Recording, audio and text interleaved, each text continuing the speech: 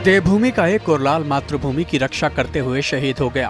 रुद्रप्रयाग जिले के सेना नायक प्रमोद सिंह डबराल जम्मू कश्मीर के तंगदार क्षेत्र में ड्यूटी करते हुए शहीद हो गए। प्रमोद का पार्थिव शरीर जब उनके गांव जवाड़ी भरदार लाया गया तो परिवार और पूरा गांव फूट फूट कर रोया। नम आंखों से प्रमोद को मंदाकिनी और अलकनंदा के संगम पर अंतिम विदाई दी गई। प्रमोद डबराल 12 सितंबर को आर्मी बस की छत पर ड्यूटी करते समय करंट लगने से झुलस गए थे, जिसके बाद उन्हें बचाया नहीं जा सका। प्रमोद डबराल सेना की 2nd गढ़वाल राइफल में तैनात थे।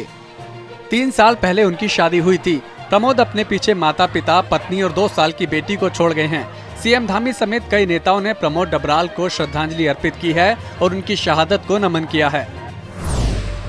नैनीताल जिले से सरकार और सिस्टम को शर्म से भर देने वाली तस्वीरें सामने आई हैं। हल्द्वानी से सिर्फ 5 किलोमीटर दूर गोला नदी पर रानीबाग से दानीजाला गांव को जोड़ने वाला झूला पुल न बनने से ग्रामीणों को ट्रॉली में शव को अंतिम संस्कार के लिए ले जाना पड़ा। शव गोपाल जंग बस्तेन का था, जिन्होंने 1971 का भारत पाकिस्तान युद्ध लड़ा था। 78 साल के गोपाल जंग बस्तेन का निधन 12 सितंबर को हो गया था। गोपाल रानीबाग के दानीजाला में रहते थे। 13 सितंबर को मूसलाधार बारिश हुई, गोला नदी उफान मारने लगी। तब अंतिम संस्कार के लिए गोपाल जंग बस्तेन के शव को ट्रॉली से इसी तरह ले जाना पड़ा। दानीजाला गांव के लोग सालों से सरकार से पुल बनाने की मांग कर रहे हैं, लेकिन ना तो कभी सरकार ने गांव की सुनी, ना ही सरकारी अधिकारियों ने। दानीजाला गांव के ज्यादातर लोग भारतीय सेना से जुड़े हुए हैं। ऊधम सिंह नगर जिले से लव जिहाद का मामला सामने आया है। रुद्रपुर में समुदाय विशेष के युवक ने पहले नाबालिग हिंदू लड़की से दोस्ती की और फिर उसे बहला फुसलाकर ले गया। आरोप है कि घटना के 3 दिन बीत जाने के बाद भी ट्रांजिट कैंप पुलिस ने कोई कार्रवाई नहीं की है। बीजेपी विधायक शिव अरोड़ा और हिंदूवादी संगठनों के कार्यकर्ता जब थाने पहुंचे तो पुलिस कर्मियों को फटकार लगाई, तब जाकर पुलिस हरकत में आई। हल्द्वानी के मुखानी थाना क्षेत्र में पिछले दिनों 15 साल के किशोर का शव बरामद हुआ था। पुलिस ने इसे हत्या का मामला बताया था। अब पुलिस ने इस मामले का पूरी तरह खुलासा कर दिया है। एक आरोपी को गिरफ्तार कर लिया गया है। बताया जा रहा है कि मृतक किशोर की मां और 3 बच्चों के पिता के बीच पिछले 3 सालों से अवैध संबंध चल रहा था। महिला का बेटा प्रेम अवैध संबंधों का विरोध कर रहा था। इसी के चलते प्रेमी ने जंगल में ले जाकर किशोर की गला दबाकर हत्या कर दी। पुलिस के मुताबिक 12 सितंबर को आरोपी ने अपने 8 साल के बेटे को महिला के घर भेजा और उसके 15 साल के बेटे को अपने घर बुलाया और जंगली मुर्गा मारने के बहाने जंगल ले गया। फिर वहां स्टील फैक्ट्री के पीछे उसकी गला दबाकर हत्या कर दी। पोस्टमार्टम रिपोर्ट में गला घोटने की पुष्टि होने के बाद पुलिस की टीम ने आरोपी से पूछताछ की तो आरोपी टूट गया और हत्या की बात कबूल कर ली। पूछताछ में पता चला है कि आरोपी ने अकेले ही इस वारदात को अंजाम दिया। मृतक की मां इस घटनाक्रम में शामिल नहीं है। रुड़की के मंगलोर के लिब्बरहेड़ी में हुई लूट के मामले का पुलिस ने खुलासा कर दिया है। महिला समेत 4 आरोपियों को गिरफ्तार किया गया है।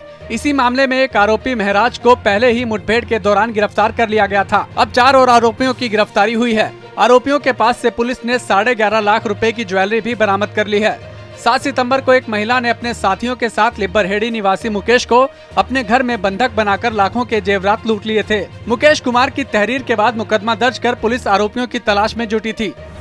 रुड़की की पिरान कलियर के सालाना उर्स में आने वाले पाकिस्तानी जायरीनों को गंगाजल और श्रीमद् भागवत गीता दिए जाने पर विवाद खड़ा हो गया है। अजमते रसूल चिश्ती साबरी ट्रस्ट के अध्यक्ष सूफी राशिद ने इसे मुस्लिम परंपरा के तहत गलत बताया। दरअसल पिछले साल कलियर उर्स में आए पाकिस्तानी जायरीनों को उर्स के समापन पर वापस लौटते समय वक्फ बोर्ड अध्यक्ष शादाब शम्स ने गंगाजल और गीता भेंट की थी, जिस पर सूफी राशिद ने ऐतराज जताया। साथ ही कहा कि जायरीनों को कुरान शरीफ, खजूर और साबिर पाक की चादर भेंट की जानी चाहिए। विवाद उठा तो उत्तराखंड वक्फ बोर्ड के अध्यक्ष शादाब शम्स की सफाई सामने आई।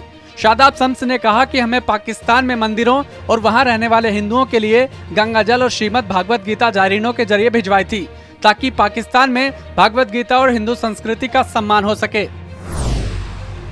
कुमाऊं मंडल में 4 दिनों से हो रही बारिश कहर बरपा रही है। इस बीच काठगोदाम स्थित गोला बैराज से सिंचाई विभाग ने करीब 78,000 क्यूसेक पानी छोड़ा, जिससे गोला नदी का जलस्तर और बढ़ गया। उफनती गोला नदी की वजह से गोलापार, सितारगंज, टनकपुर और पीलीभीत को जोड़ने वाला गोला पुल खतरे की जद में आ गया है। गोला पुल के किनारे का हिस्सा टूटकर नदी में गिर गया, जिसके बाद पुल से आवाजाही पर रोक लगा दी गई। वाहनों को कोटगोदाम और कालाढूंगी होते हुए पहाड़ों को भेजा जा रहा है। अधिकारी बता रहे हैं कि पुल के क्षतिग्रस्त हिस्से को ठीक करने में 1 महीने का समय लग सकता है। नैनीताल जिले के रामनगर में उस वक्त पर्यटकों की जान सूख गई जब उनके ड्राइवर ने खतरा मोल लेकर जिप्सी उफनती ढेला नदी में उतार दी।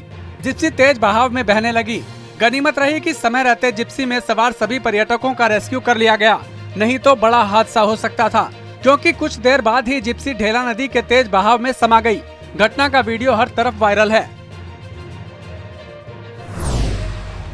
ऊधम सिंह नगर में अभी डेंगू के 2 मामले ही सामने आए हैं, लेकिन स्वास्थ्य विभाग ने डेंगू से निपटने के लिए सारे इंतजाम कर लिए हैं। जिला अस्पताल सहित सरकारी अस्पतालों में डेंगू रोगियों के लिए 94 बेड बनाए गए हैं। एक वार्ड में 25 मरीज तो दूसरे वार्ड में 10 मरीज भर्ती करने की व्यवस्था की गई है। इसके अलावा जिले के अलग अलग सरकारी अस्पतालों में डेंगू मरीजों के लिए 59 बेड निर्धारित किए गए हैं। स्वास्थ्य विभाग द्वारा हाई रिस्क एरियो में फॉगिंग भी की जा रही है। इसके अलावा हर अस्पताल में रैपिड कार्ड और एलाइजा जाँच की व्यवस्था भी की गई है।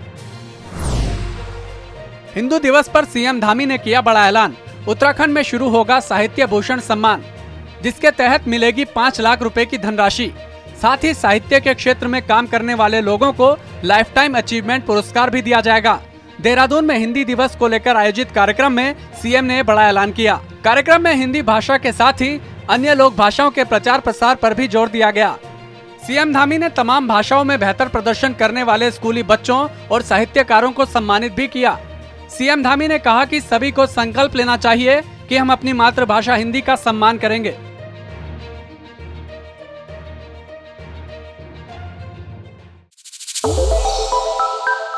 श्रेष्ठ उत्तराखंड पर खबरों से जुड़े रहने के लिए चैनल को सब्सक्राइब और लाइक करें, बेल आइकन दबाएं और देखते रहें श्रेष्ठ उत्तराखंड।